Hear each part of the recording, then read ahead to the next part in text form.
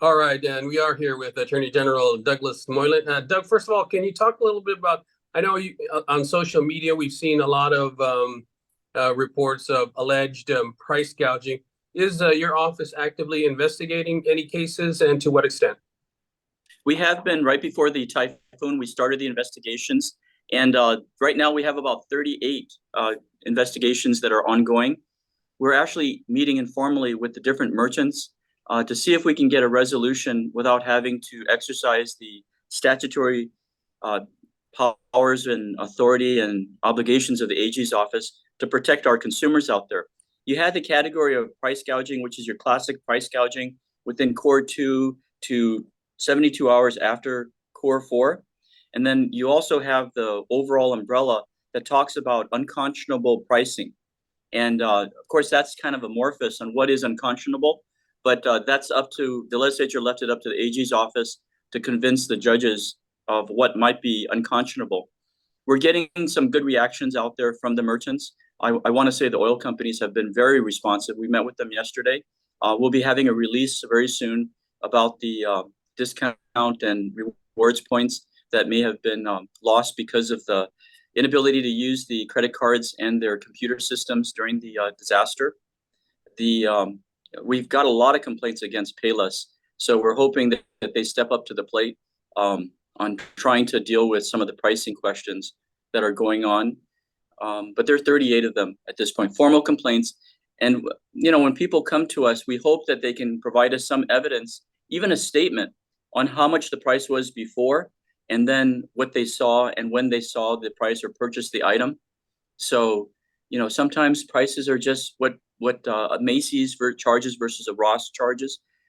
So we have to take that into account, and we have to be fair, I think, to both the merchant and the consumer, and and explain to them, educate them on what the legislature said that our duty would be in these types of emergencies and questionable practices. Yeah, because it is kind of a slippery slope because the our economic system works on supply and demand, right? And so, how do you kind of reconcile that? Well, I'm very much a capitalist type perspective. We as citizens have a right to earn a certain amount of profit, and government should stay out of it for the most part. But at the same time, when you have times of disaster, there's a legitimate concern that necessities of life, whether we're talking water or shelter, housing, whatever, it rises to the level that we must be fair as a community and work together to get past this period of time. So I understand both the merchants' concerns as well as the consumers' concerns.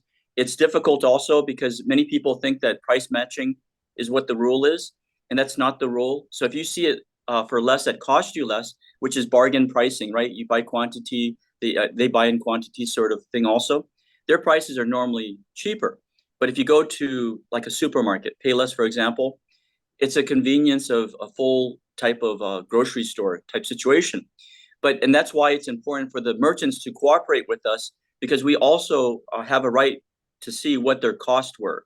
But again, when you're talking about the price gouging period, it's all prices are frozen. It doesn't matter if you were at a high or a low price during that period. Once the governor declares that core 2, you can't touch the pricing. And we have a set group of complaints that came under that type of a complaint. But then even after, as I mentioned, the unconscionability of a pricing, even after core 4 was declared, that is a concern. Generators, we've got complaints about diesel generators being sold for, maybe 2 or 3 times the amount that the merchant was selling before. That would trigger a question in the AG's office mind, is that unconscionable? Now, not many people are in the market for a diesel generator. Those things are very expensive. But again, if it's for, a hospital or somebody that really needs it in our community, that would be a concern with us. I have a team set up. And as I said, we've invited the merchants to come over, and they've been very cooperative. Kmart came over with its general manager.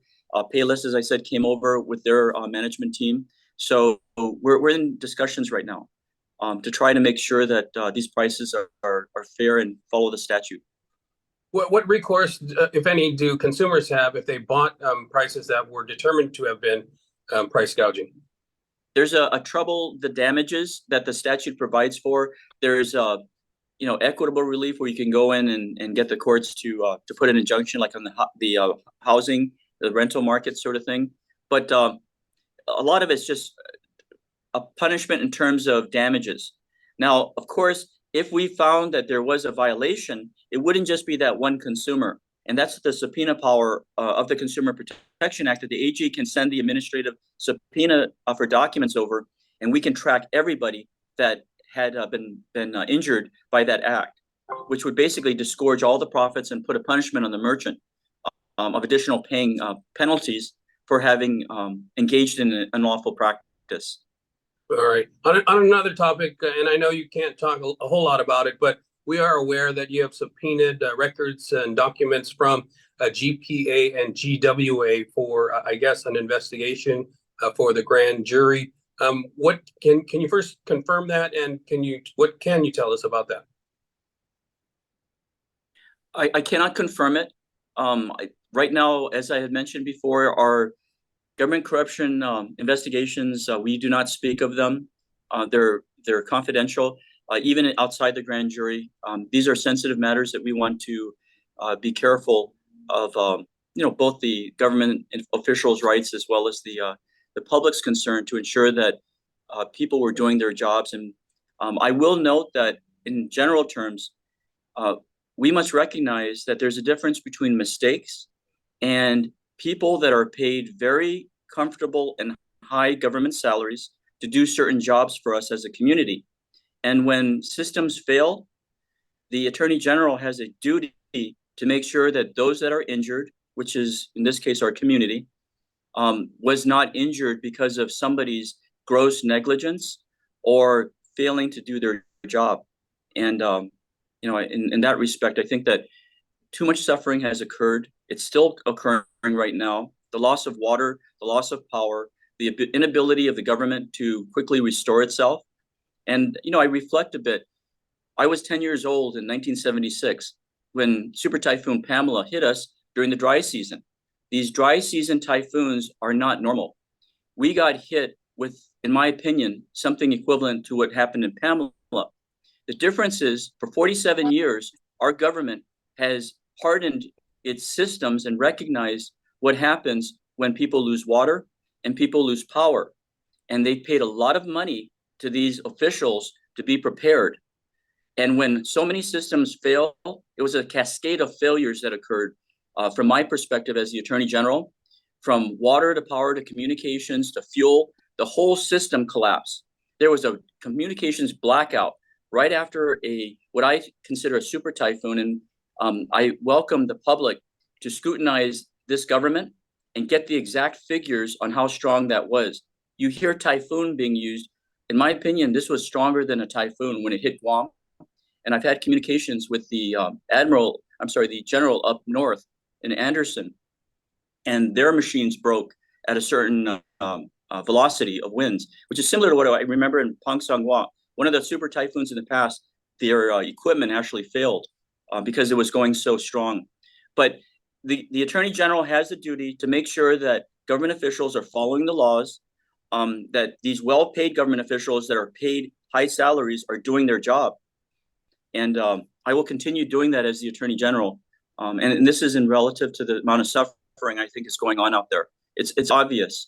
We're at more than 2 weeks after this typhoon, this disaster, and people are still without water in certain areas and those sorts of things. So if these documents, and you're not confirming it yet, but if there are documents that are presented to a grand jury, they would still have to return a true bill. But would this be for criminal or civil sanctions? Yeah, Nestor, I will not get into that part of it. I've said it before in terms of the general importance that the government officials be held to the same standards as any other official, and even higher when we recognize their duties and the statutes as well as their salaries. So I cannot speak to that, and I apologize to that extent. But it is important for the Attorney General to send out the message that law enforcement is operating both the criminal and the civil sides, as we talked about the consumer protection, which is a civil type of statute. And we're back up to full strength now at the AG's office. So a forensic analysis has to be done.